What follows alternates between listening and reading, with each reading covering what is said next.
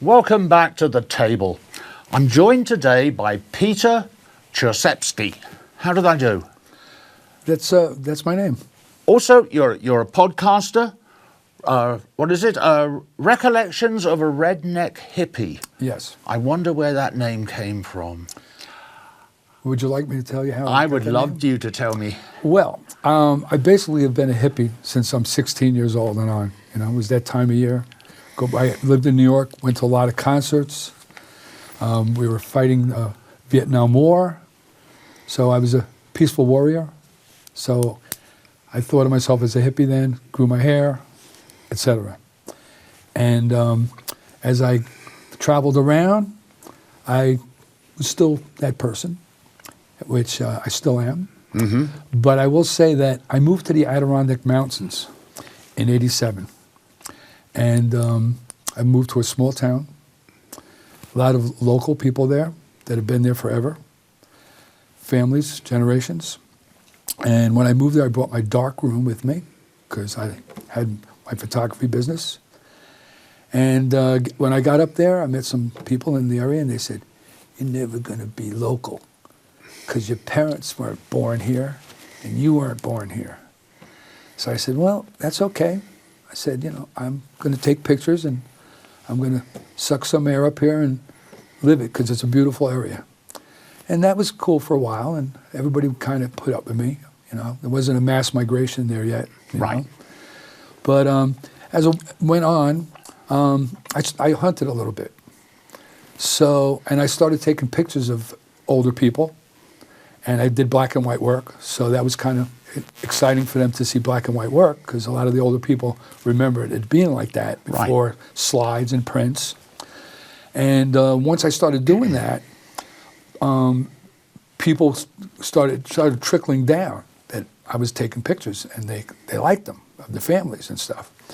So some of these young bloods would come up to me and say, "Hey, you got some more pictures of my grandfather, you know?" And I said, yeah, we can work that out, you know. So I started getting a little bit in there, you know. Nobody was, you know, going to run me over or anything. It was pretty friendly. But I hunted as well. Mm-hmm. And, you know, I never really liked to shoot or anything, but I like to hunt. It's a different time of year. It's different when your senses are alert. And I went hunting in the snow. And I'm up in the mountains, and I'm looking around, and I see footprints, too. Deer tracks, footprints. I'm saying, wow. So I follow the footprints, and it comes to a rogue camp, which means that it's a tent and it's not, you know, it's a livable place, but it's not known, basically. Right. So I looked at it and I said, man, that's really interesting. So I started walking up to it, and I didn't see any permit on it. Like, you can get a permit from the rangers there, and you get like 2 weeks or 30 days but to renew it if you want. But there was no permit. So I realized it's a rogue camp. So I looked down, I go, oh, now I have my footprints here too. I said, I'm backing off because if anybody's coming around, they're going to see my prints too, and I don't want anybody thinking I was investigating their place. So I split. Well, I get back into town, and I go up to some of my friends. I said, you know what? I said, you know, I know I wasn't born here. I said, but I got to tell you something. I said, you see those mountains up there? I said, that's my backyard now too. And I was hunting up there. And I seen your rogue camp, and I ain't turning you in. I said, but I will tell you, I know where you are. So I'm up there hunting too. So just so you know, we share the backyard. So that went over pretty good, and I got, you know, friendly with them, and I continued to take a lot of pictures of them, and that was pretty much my life up there. And that's when I became the redneck, because they're isolationists. Right. And that helped me on my journey with traveling and photography.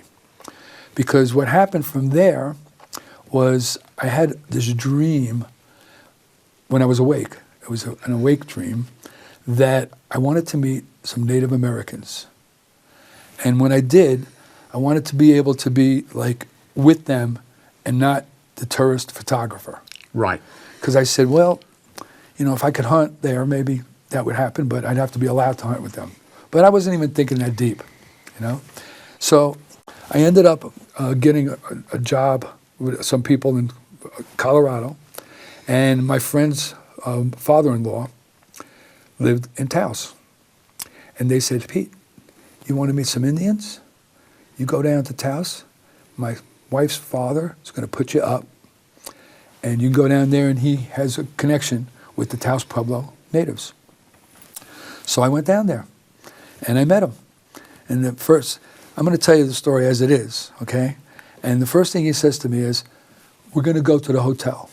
I said, well, you know, I want to stay here and get pictures and meet them. I said, but I thought I was going to sleep on your couch for a couple of weeks, you know?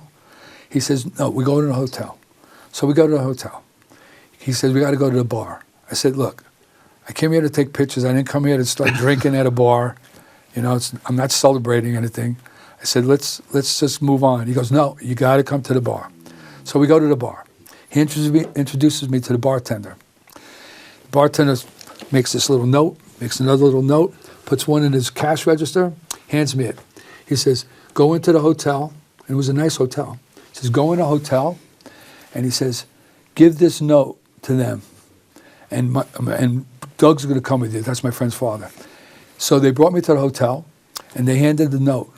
And the note said, this guy's been drinking too much. He can't drive. Put him up. So they put me up in the hotel for $10 a night. Fancy hotel. Let's just say I was drunk for 2 weeks. On paper. Oh, on paper. I mean, I definitely had the room for $10 a night. You know? Nice. So I frequented, you know, the bar to watch football and stuff and meet the locals, which was really great. I got to know a lot of locals, and I actually helped some of the hardware guys that, you know, worked there fixing frozen pipes. I had experience from living in the Adirondacks. And one Sunday, watching football, my friend's father comes in, and he says to me, hey, Pete, he goes, don't look, but there's 3 guys over here, and they make drums. And if you want to meet them, you go and buy drums. I'm going to give you their address, and they'll let you take pictures. He says, but don't look at them. So what do? I look at them. And I'm a photographer. I want to know who I'm dealing with. So I turn around and look at them. And they come over to me. And the skinny guy gets on my left. Another guy gets on my right, on my left shoulder. And this big guy is standing on my right. Now, I've been mugged a couple times in New York, and I know a couple tricks. But there was no way I was going to do those tricks there, surrounded by Native Americans. Right. I was going to say Indians, but those guys. So the skinny guy takes my hat off the bar, puts it on his head. He goes, is this your hat? And I'm thinking, oh, I can't do anything. But I say to him, and I don't know where this comes from. Sometimes I come out with some stuff, I don't know. It's either the devil or the angel, I'm not sure. Yeah. But I said to him, I said, look, you like that hat? I said, why don't you keep it and think of it as a little gift from me so I don't have to kick your butt in front of your friends. And it got real quiet for about 2-3 seconds. And the big guy goes, you guys go leave now. I'm going to get a ride with the New York photographer. And that's how I met the Native American Indians. Wonderful. And wonderful. Yeah, it was a really cool thing. And I think we jumped a little bit ahead of the story, though, didn't we? Because didn't you used to work for a magazine? Well, yeah, but I left town. Ah. I mean, I didn't stay there forever.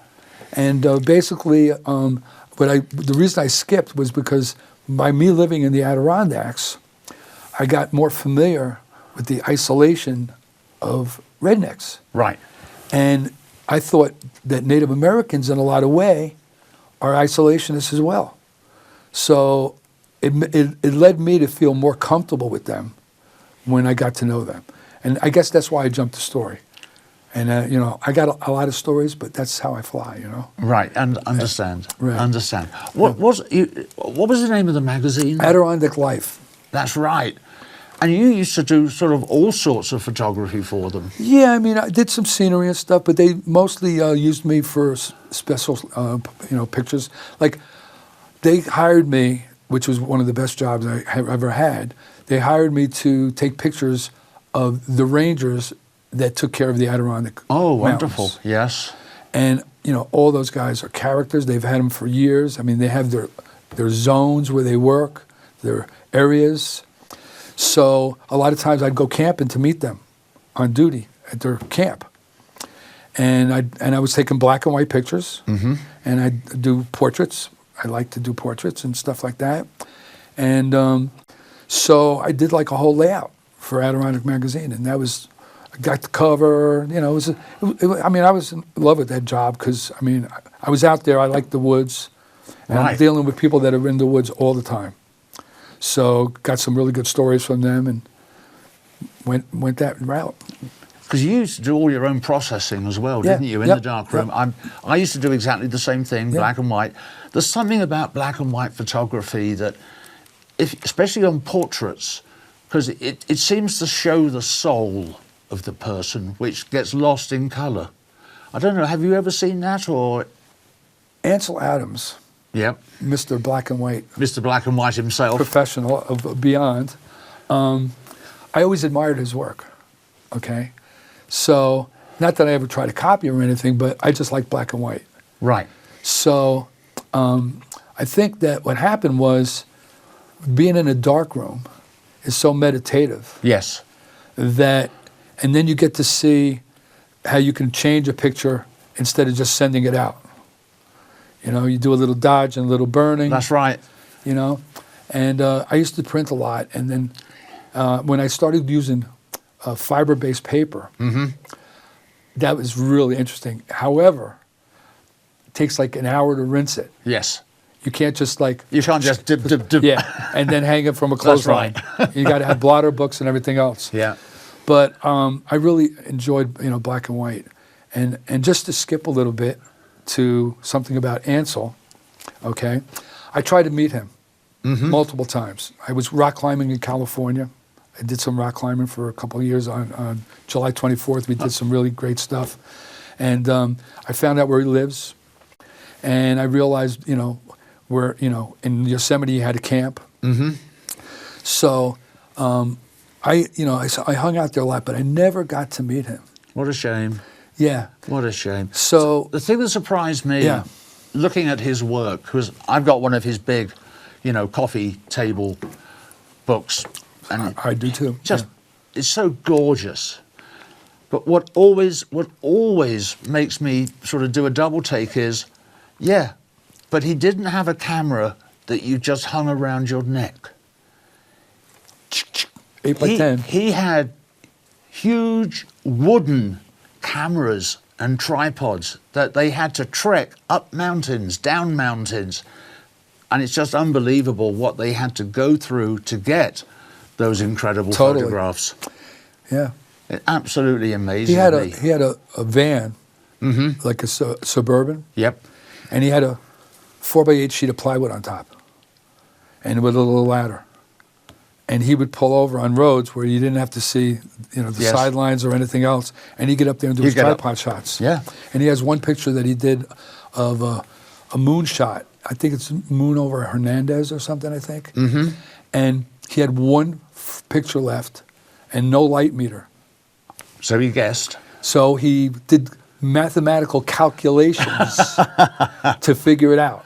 Because he had the zone system. Yeah. You know, I'm getting carried away with my photography brain. But, that's all right. But anyway, he took one shot, and he got everything in exposure. However, his darkroom talents were beyond. Yes. I mean, he put super high charged electricity in his house, and some of his big pictures that he developed them on a wall because he couldn't get the enlarger high enough. So he put it on its side. He turned on its side. Yeah. And he took measurements in the room for the vibrations of the earth and everything so that it wouldn't get out of focus. Right. And he tried to compensate for that. So he'd do like exposures like 45 minutes and more. This is a side of him I have never heard before. Yeah. This is fascinating. Yeah. And I mean, it's funny because once I like kind of connected with his black and white, right, I picked up more information all the time. Yes. And one of the things I have to say, which was very sad for me after trying to meet him, I mean, I went to his house in Carmel. I met his neighbors. I went to Yosemite. I met his grandchildren. I mean, I met people. I never got to see him. He's out with the burros. He's out. Yeah, he's doing somewhere. Right. But I always camped a lot, and we used to, with my friends when in New York, we would camp and come back Sunday morning. Yep. And time to watch football. So I come back one time, and I'm early, and they turn on PBS, and Ansel's on, and he comes out, and he starts to talk, on a special. And then they put up Ansel Adams, February 20th, and I don't remember the day he died, but they put his birth date, which was like 1902 or 1903. Yep. And then he had passed away, and it was a documentary on him. And I had come back, and I missed him. Never met him in person, but I saw that he had passed. However, when I saw his birth date, I'm born on February 20th, and he's born on February 20th. Oh, neat. So I just felt like, wow, I wonder if that added to why I liked him, It didn't. It was the photography. It was just another bonus. Yes. That's all. I'd like to ask you to tell us the story of your lunch with the Native Americans, and you have used the word Indian. Now, I was very surprised when you first used that word, sort of outside of our interview, and you told me something very surprising, that they do not mind being called Indians. I would say that because I bonded with them, they kind of accepted me for my lack of addressing them maybe properly. Okay. And I think that they messed with me a bunch of times with the way they talked to me. Mm-hmm. I would show up some places, and they would put teepees up for a powwow. And I'd be like my hyper self. I'm seeing my Indian buddies, my Native American buddies. Right. And I come up and I go, hey, and they go, you talk so much, man. You need to just listen. And you're stepping over our teepee pole. It's not good karma, man. It's that ceremonial. And they would mess with me, And then sometimes they go, you talk so much. And then they come back to me later and they go, we talk a lot too, Yeah. But I was just really blessed at the way that I ended up meeting them. Right. And like I said, the big guy took me. Yes. I drove him home. Nice. And he was a drummer. He was a drummer. Yeah. Come on, we need to get this covered because it's such a great story. Yeah. Okay. Lunch with the Native Americans. Yeah. I'm sorry. So as I got to know them better, like I always wanted to be like, hey, it's noon. Let's go to lunch. I didn't want them to do something special. Right. I wanted to eat what they eat and be with them. Yeah. Okay. So I told them that. So word got out, and some people would come and they'd say, you're going to eat lunch with us Thursday. So you better be hungry because we're going to eat what the Indians eat. And they sometimes use the same language to me. Right. We were like, I don't know, I kind of felt like I was an adopted family. I got to that point with them because I go back that's how you annually. Yes. And I always shared pictures with them too, just like the rednecks. Yeah. And it works. Because at first, I didn't think they wanted me to take pictures because you can't take pictures. Right. But then they go, you call yourself a photographer? How come you're not taking any pictures? And I took pictures of their families and stuff. Right. It was like awesome. But anyway, so Thursday comes.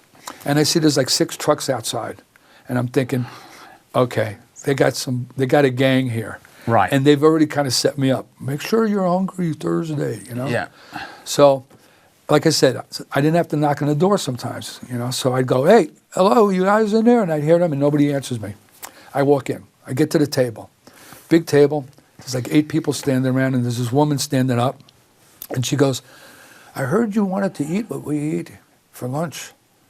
And I'm like, yeah. And now I'm thinking they really set me up, whatever it is. I had no imagination. No imagination. I mean, I had an elk with them before and stuff, and that was a great other story. Right. But now I'm waiting for the setup because they had time to plan. So they go, okay, well, here's what us Indians eat. And they grab the bags and rip them open. It was Chinese takeout. I love it. So I'm looking at them and I go, and they just laughed. And laughed. And it was unbelievable because they really set me up. That is one of the best setups I've ever heard. No, really. I mean, Who would have thought it? Who'd have thought it? No way, right? There you were expecting prairie dog on a stick. Anything. I would have ate anything, almost, probably. But anyway, so they had such a kick out of that the reservation, the actual Pueblo village, where tourists go, you pay an admission to go, and you can buy shirts, you can buy pottery, beads. You know, they all had their industry there. And the reservation was, they try to keep it accurate, like since like the 1400s, 1600s. They didn't have running water. Right. They used the water from the streams. So it was real, pretty ancient. And what happened is after that lunch, they would buy Chinese food, and they'd have it where they're selling stuff. And these tourists would come in, and they'd go, "Do you want to see what us Indians eat?" And they did the same thing to them. And they were doing this for like 2 weeks. And I just really appreciated the things they did. And I got to know a lot about them. And in fact, I think it's 28 years that I know them now. That's wonderful. Yeah. It's kind of funny, actually, because I'd always considered, when you look around at humour in the world, one thing us Brits have always been good at is laughing at ourselves. Our humour is based on laughing at ourselves, making a mockery of ourselves. Monty Python says it all. And now you're telling me a story of another group of people that also have no problem making themselves the idea of a joke. And I think that's wonderful. That really shows, it really does show spirit. No, it's like, it's really amazing. I mean, I went to a powwow, and you pay a little money to take pictures. Yeah. And the gentleman that was like the mayor, and then he retired, he had his own shop. And he was a fantastic guy. He was in the Death March, Bataan Death March, and he was one of the survivors. So he was big chief. Yeah. You know? And I got to know him, really nice guy. I went back following year to the powwow, and they're dancing, and he was like 93 then or something. And I go up to him, and he goes, "Peter." And he remembered me, and I was like, whoa, that was like wild. Nice. He goes, "The mountain must like you." And I said, I didn't know what it meant. But see, there's a mountain there, Taos Mountain, and there's a part where it's a rock slide. And if you look at it from an angle, they say your father's on the mountain because it looks like George Washington's head on the dollar bill. Oh, really? Yeah, and they used to say that to me for like 2 years before I knew it, because I took a picture of the mountain. I went home in the dark one time, and I'm looking at it, and I go, holy mackerel, it looks like George Washington's head. But they had this thing, and he was like really awesome. And when I was there for a while, I was doing some work with them, fixing stuff. So I had like this overalls, and they were green camo, which isn't camo in the desert. Right. But I would wear that to do dust stuff, and they wanted me to make drums with this kid, 8 years old. And I said, well, I don't know how to make drums. They said, well, he does, but he doesn't know how to use tools like you do. So the pair of you worked together? Yeah, so they just left me with this 8-year-old kid. He was showing me how to make drums, and I was showing him tools. And he was 8 years old. He takes out a cigarette, starts to smoke it. I said, you're 8 years old. What are you doing smoking a cigarette? He goes, I'm 10. Well, that makes all the difference. It did. But I mean, it's just stories like that where it developed, Yeah. And I have to keep an eye on the time. No, that's okay. Pete, and I do apologise. No, don't apologise. Because we have covered a lot today. I just want to say that I met a psychic in 2016. I'm not going to get into it, but I don't listen to psychics or have them read anything about me. But this was like very unusual, and we connected like big time. And she asked me why I was back in New York if I moved to Colorado. Now, I don't know why I said this, but sometimes things come to me and I don't even think about it, but I say something. And I said to her, I said, I'm on the way to the picnic, and I don't know how long it's going to take me or how far it is, but I'm following the crumbs, so I know I'm going to get there. And she goes, did you just make that up? I said, yeah, I don't know where it came from. She goes, I'm going to use it. I said, go for it. Go for it, yeah. And I think that I'd like to just say that with any kind of podcast that I do, I want to end like that, because no matter how that, allegory or whatever you want to call it is said, anybody that's looking for something, they're following their crumbs to get to where they got to go. And that's the deal. That's really true. And these are the recollections of a redneck hippie. Totally. Let me try and get that right. Peter, thank you so much for coming into the studio No, today. you guys are awesome. And it's been an absolute pleasure, sort of, you know, the pre-show chat that we had and now the chat itself. And no, you guys are great. You have led a really interesting life. Yeah, I wasn't ever thinking about money, you know. And right. Now I'm older, and my Social Security really is no bargain. But I will tell you that, like I said to those people that I gave the chat to, it's the journey. It's the journey. It's the journey that counts. Yep. Pete, Totally. thanks again. Okay. Hopefully one day we can sit down again and we can go through some more of your stuff. Well, you know, I'm ready. Because you are bubbling full of them. I got tonnage up the wazoo. Okay, everybody. I'm Nigel Ames, your host, signing off for the Captain's Lounge Studios. Thank you.